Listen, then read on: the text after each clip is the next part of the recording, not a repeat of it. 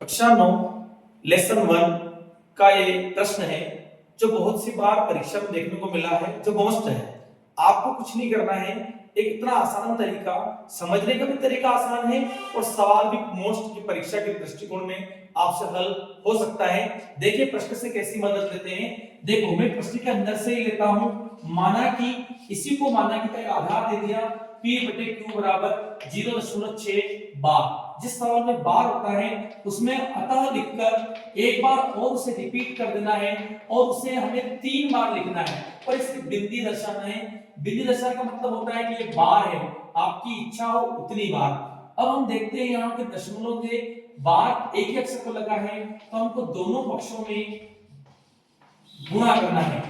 दोनों पक्षों में अब हमारे पास एक अक्षर का लगा है 10 का, 2 लगे तो 100 का गुणा करेंगे। दोनों पक्षों में 10 का गुणा करने पर अब हम गुणा करते हैं इस तरीके से।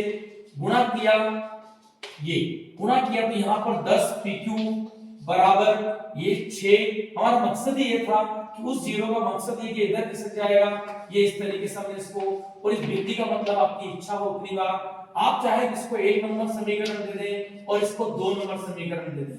अब बड़ी ये है, छोटी वो है, तो आप लिख सकते हैं समीकरण 2 में से 1 को घटाने पर, 2 में से 1 को घटाने पर ये हम घटाएंगे तो 10 में से 1 जाएगा तो 9 PQ बराबर 6 में से 0 जाएंगे 6 में से 6 गए 0, फिर 6 में से 6 गए 0, फिर इस प्रकार से 0 आ जाता है।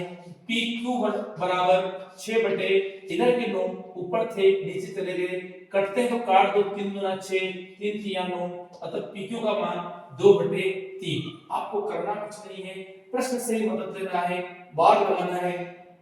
पहले वाले को समीकरण 1 कहना है, चाहे जितनी बार उसको लिखो, लेकिन हमें आवश्यकता पड़ेगी 3 बार। इसको भी हमने 3 बार लिखा और बिंदी का मतलब ये है बार।